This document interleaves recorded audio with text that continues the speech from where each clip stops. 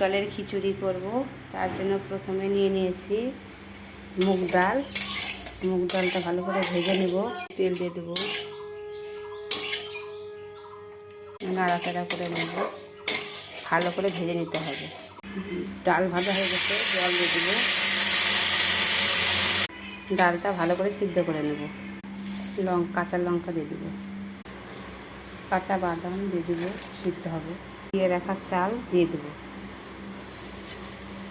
মতন নুন দিয়ে দেবো,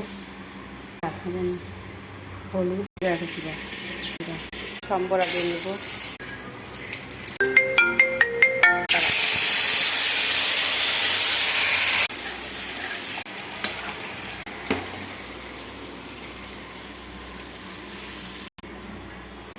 ঘি